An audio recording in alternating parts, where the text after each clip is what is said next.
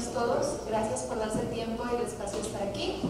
Y pues estamos aquí para presentar el libro Traición en el Palacio, el negocio de la justicia en la cuarta T. Y bueno, vamos a presentar a continuación al panel. El día de hoy nos acompaña Hernán Gómez Bruera, es analista político, periodista e internacionalista. Es doctor en desarrollo por la Universidad de Sussex y fue profesor investigador en el Instituto Moras.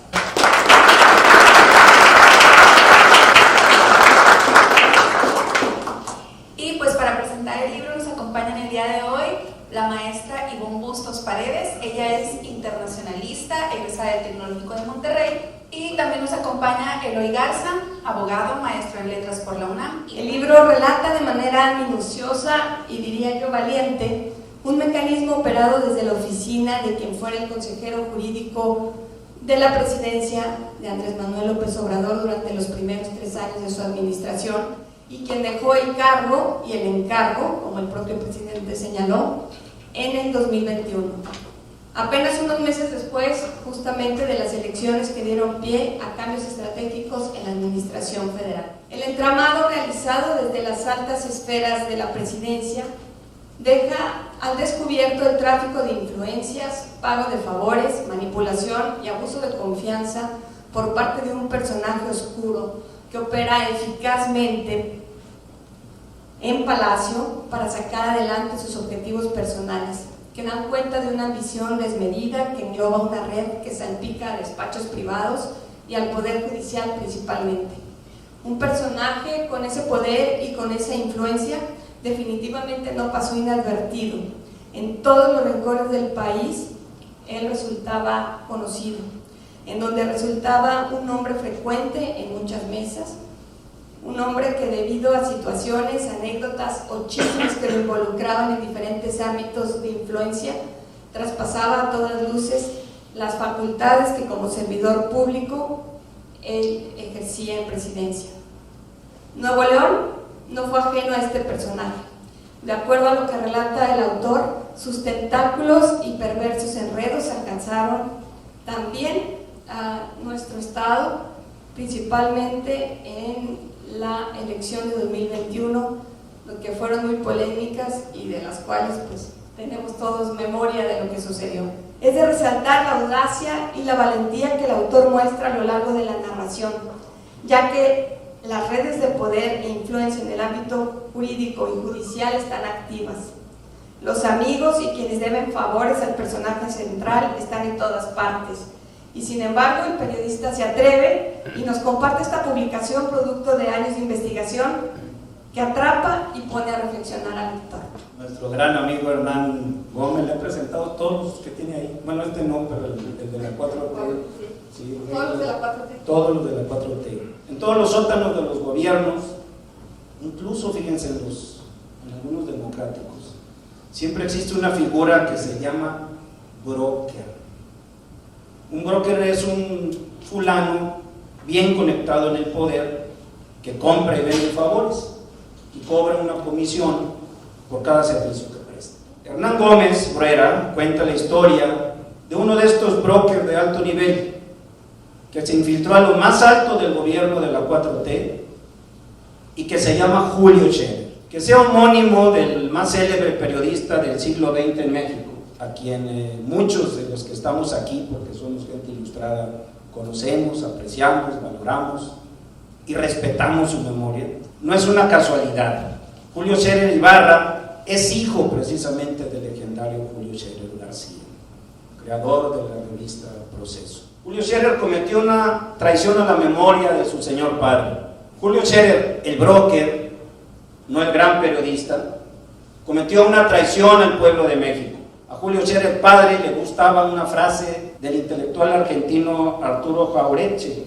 Hernán también es de origen argentino. La frase dice, fíjense ustedes, la gente común no odia, odian las élites, porque conquistar derechos provoca alegría, mientras perder privilegio provoca rencor. El rencor es una pasión triste. Y son muchísimos los casos que relata Hernán. Sin embargo, Nosotros somos de Nuevo León y a nosotros nos importa lo que menciona de nosotros en este libro Hernán, en relación a Julio Scherer. Y son varios los casos que él menciona, algunos ni siquiera han salido en los periódicos. Julio Scherer, como lo cuenta también el autor Hernán, Julio Scherer fue el culpable directo del sabotaje de la candidatura de Clara Luz Flores a gobernadora de Nuevo León. Clara es una servidora pública con carisma, con mucha simpatía con la gente del pueblo y por eso iba encabezando al principio las encuestas con 38 puntos. Lo refieres tú. El modelo de seguridad pública de proximidad que creó Clara para Escobedo, ciudad que gobernó, es modelo para Iberoamérica, por eso Clara era muy buena candidata y yo estoy seguro que lo seguirá haciendo porque el carisma no se quita. Pero el culpable de esta traición a Clara fue Julio Scherer Ibarra y su primo Scherer Castillo, consultor de campañas electorales. Ambos se ostentaban en el equipo de Clara, y aquí hay personas que no me dejarán mentir porque fueron desplazados por este grupo de Julio Scherer, se ostentaban como que venían por parte de la cúpula del partido Morena, exigiendo que ellos llevaran el control de la campaña. Al mismo tiempo les pusieron zancadillas, la traicionaron a la mala, y esa es mi opinión. Otros tendrán otra opinión distinta, esta es la mía. Julio y Hugo, comenta Hernán, fueron culpables de jugar doble, de jugar chueco. Hernán Gómez se pregunta en su libro si Hugo es un pésimo consultor o es un traidor, y yo le respondo, entre las dos cosas, lo que ustedes están pensando. Siempre traidores, unos saboteadores. Mientras desean orientar y prestar servicios a la campaña de Clara, también lo hacían al mismo tiempo con el candidato del PRI. Era el modus operandi de los dos primos, lo mismo en los tribunales donde negociaban simultáneamente con las dos partes para ganar un litigio, como en las campañas electorales, la de Nuevo León no fue la única, donde negociaban simultáneamente con dos candidatos para ganar la gobernatura, como pasó aquí en el estado. Se trata entonces de que juntos acabemos con el uso político de la justicia, de que juntos acabemos con la corrupción en el poder judicial de nuestro país y en muchos otros ámbitos. Y ya con esto me callo. Pues muchísimas gracias a Ivonne y a Eloy por compartirnos esta gran presentación del libro, y ahora vamos a escuchar al autor. Adelante. Buenas noches a todas y todos. Muchas gracias, Ivonne, muchas gracias, Eloy, por tus palabras, por organizar esto también.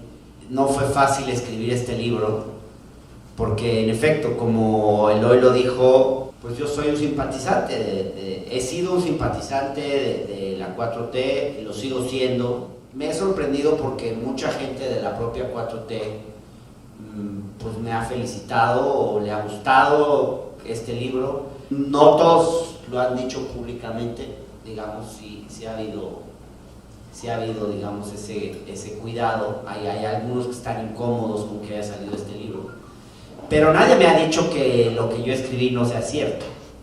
O sea, algunos me han cuestionado quizás que lo haya sacado, pero nadie me ha dicho que lo que esté escrito aquí no sea cierto. Y la verdad es que es un personaje que llegó al gobierno a despacharse con la cuchara grande, digamos. Llegó con clara intención de hacer negocios. Lo que quise fue describir un modus operandi de cómo funciona el negocio de la justicia en México, que no es un negocio que llegó a inventar él cuando llegó, digamos, a la Consejería Jurídica.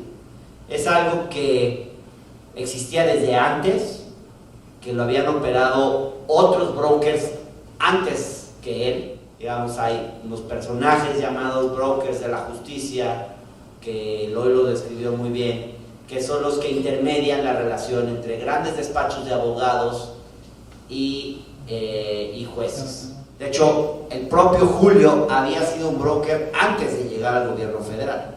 Lo que pasa es que cuando llegó a la Consejería Jurídica a controlar al Poder Judicial, pues pudo hacer esto con mucho más poder. La serie de casos que yo narro en la segunda parte del libro describen, digamos, cómo este personaje se metió en todos los casos, en todos los litigios en los que había grandes negocios.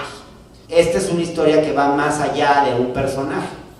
Es una historia de traición porque Julio Scherer Ibarra no solamente traicionó al presidente de la República, traicionó a su partido, traicionó a la memoria de su padre y traicionó la gran narrativa de la Cuarta Transformación, o llamada Cuarta Transformación, que es separar el poder económico del poder político. Hay en el libro, en efecto, el tema de Clara Luz que mencionó Eloy, se inserta en esta misma lógica donde todo para este personaje era un negocio, incluso el partido del presidente, del cual intentó apoderarse para convertirlo en una suerte de franquicia, y yo cuento cómo sucede esto, y cómo operó él junto a su primo Hugo Scherer Castillo en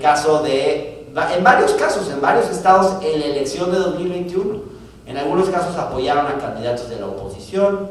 En Chihuahua, por ejemplo, intentaron debilitar al candidato de Morena en el proceso interno para favorecer a Maru Campos, porque es con quien ya tenían un arreglo desde el principio, y le facilitaron amparos en la justicia para que pudiera llegar hasta donde hoy está, hasta el gobierno de Chihuahua. Y lo que pasó aquí en la elección en Nuevo León, ¿cómo te explicas tú que una candidatura que empieza en el primer lugar con 38 puntos se va a 14 puntos, al cuarto lugar? Eso es un récord Guinness que no sucede más que cuando tienes a alguien que se está saboteando desde adentro. Yo entiendo, por lo que hablé con gente del equipo de campaña, que ella quería decir desde el principio que lo había conocido, que había estado ahí, porque además les quiero decir que no es una secta, o sea, era un grupo que se llamaba ESP, al cual iba mucha gente. Yo conozco gente que estuvo ahí. La mayoría de la élite, de la élite política mexicana estuvo ahí. Iban ahí a cursos, iban ahí. Entonces, no significa, ser parte de ESP no es ser parte de NXIVM. NXIVM es otra cosa. Entonces yo creo que Clara Luz tenía la razón en decir, pues yo estuve, ¿por qué no lo voy a decir? Pero este señor se encargó de convencerla de que no dijera la verdad. Bueno, así de esta manera, digamos, este caso yo lo menciono porque casos como este hay otros. Les conté el de este divorcio, les conté el de Maru, y hay muchos más. Es una forma de operar cinética de personajes a los que lo único que les importa es el dinero, que no tienen compromiso ni con un proyecto político, ni con el propio presidente de la República tenían realmente compromiso. A pesar de que el libro se está vendiendo mucho, pues sí se ha intentado hacerle el vacío desde varios lados. Los medios de comunicación, pues sí dieron algunas entrevistas, pero creo que ha estado bastante controlado. Ningún personaje de la oposición se le ha ocurrido agarrar el tema, un diputado, senador, nadie. ¿Por qué? ¿Por qué creen ustedes? Porque ese señor pagó, a toda esta gente le pagó un montón de favores, y un montón de gente le debe favores a este personaje. Entonces, bueno, creo que es una historia de un personaje que ilustra cómo es realmente el negocio de la corrupción en México, la cantidad de gente que está involucrada, cómo va más allá de un solo partido.